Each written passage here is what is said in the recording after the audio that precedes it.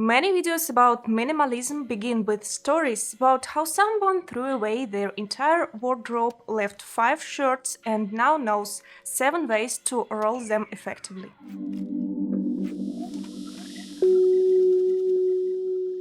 Some people are convinced that minimalism is an empty room with a mattress in the center and that minimalism is a style for people in need, and that is very easy to make an interior in minimalistic style. Others do not like minimalism, claiming that it's not cozy. They call it a hotel, a hospital, an office, and sometimes a crypt. In fact, everything is much deeper than it seems at first sight. Minimalism to Western architects and designers came from Japan a few decades ago. Japan has had its own unique interior culture for a very long time. They are, let's say, the grandfathers of our European interior in minimalism. However, we are not going to look at the ethnic line with all the details and features. We will only take a look at the fundamental concepts for the style. The difference between let's throw out the whole wardrobe and leave just 5 shirts and the real philosophy of minimalism is huge.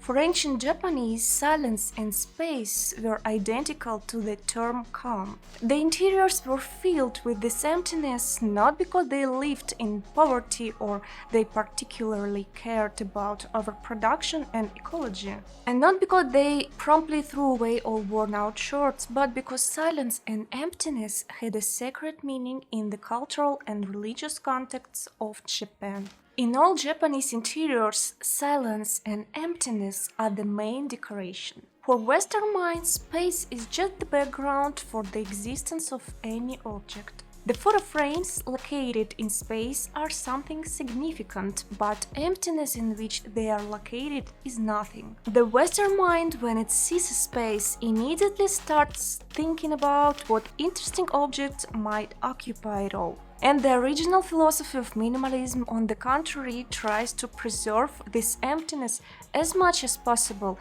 This is the most valuable thing that is already in the room. Thus, true minimalism is not about throwing away any unnecessary objects, but about placing only necessary ones in the room. For those who don't understand what these strange Japanese found so sacred in this silence and emptiness, just recall this tremendous feeling. You walk, for example, in a shopping mall and about there are dazzling soffits which are shining on you. On the sides you're surrounded by acidic windows, yellow price tags everywhere, red sale labels, someone gives you something to sniff pushing under your nose. Somewhere they call you to try something urgently. And then you get to your car, you slam the door and BAM!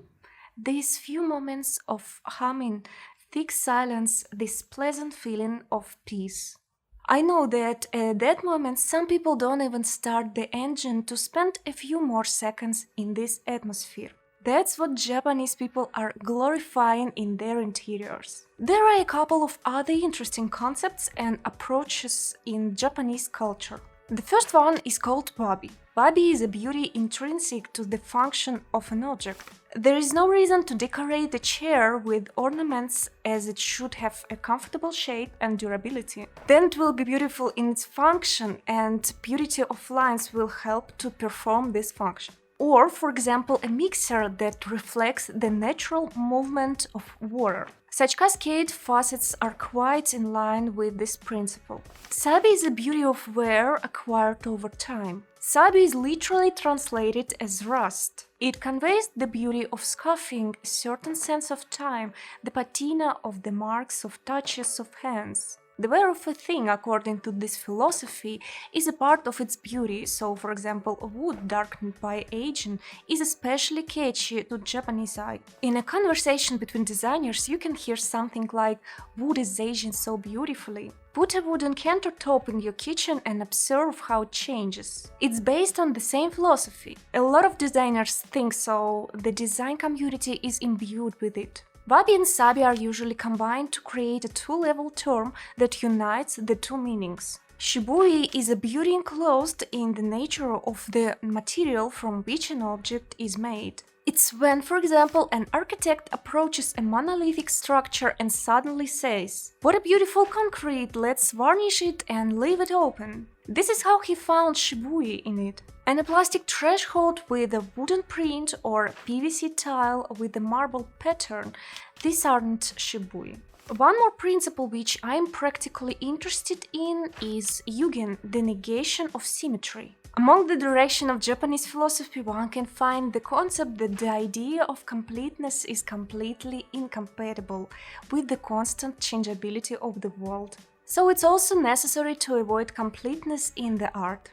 The process of perfection has no top, no resting point, no other way to achieve complete perfection than just for a moment, which will immediately sink in the flow of changes. From this position, perfection as a process is much more beautiful than perfection itself. And on this basis, Japanese art denies symmetry. Meanwhile, we in Western culture are so accustomed to all these symmetrical palaces that it becomes so difficult for people who want to create a minimalistic interior to overcome themselves and make asymmetry. I noticed this hesitation among the students in my course, and I always correct that in their work if they wanted to make a minimalistic interior. The asymmetrical arrangement of the interior and the imbalance represent a lively, moving and dynamic world in Japanese culture and philosophy. Symmetry, on the other hand, is associated with stagnation and death. In fact, somewhere around here there are very interesting and profound mechanisms of our psyche. Symmetry seems to be a complete and closed form. Both paired objects and even numbers seem to us to be finished in some way too. Also, I came across a very interesting study which states that if you ask a person to buy a few apples in a store, think about how much would you buy. With a 90% probability people have bought an odd number of apples. And it was mostly like 3 or 5, while purchasing 2 or 4 was somehow uncomfortable for most people. I'd love to read your reasoning on that in the comments. Now let's get back to the mattress in the empty room. Many new residents who have just moved into their apartment and threw the mattress on the floor proudly declare to everyone that they live in minimalism. But that's not minimalism. The thing is, there is no body. I mean, there are no functional conveniences, there are no nightstands, there are no curtains that protect from the sun, and the fonts on the floor or clothes on the back of the chair are not features of minimalism, but rather a lack of thoughtfulness and functionality. If we greatly simplify it, we can say that there are two basic directions in minimalism. A kind of Zen minimalism where a lot of well-planned functional zones are in place. Yet there is also a lot of silence, emptiness, wood and light. And there is this Western minimalism which is shaped by Western culture. The same way there are perfectly planned functions, but still the base is decorating. However, this decorating still fits into the shibui concept. It does not contradict its essence and nature, but emphasize it. For example, such materials are stone, ceramics, wood, glass and metal. They are convenient and comfortable to be in, there are no unnecessary non-functional lines, and everything unnecessary is hidden from the eye. And finishing materials and surfaces do not contradict their essence. And this one is just an empty room without interior style and philosophies, a temporary and far from being functional solution. This is a very budget solution. And everything you've seen before is planned in advance and is relatively expensive. Natural materials will always be more expensive than their imitations or plastics. Also, some people call minimalistic interiors being like hotels or offices. Talking about some sort of hotel style, for some reason they think that such a style exists. Sometimes, to belittle or offend, people call such interiors hospitals if they have a lot of white colors, or crypts if they have some dark shades. This is the way for them to deliver their dissatisfaction to the maximum level.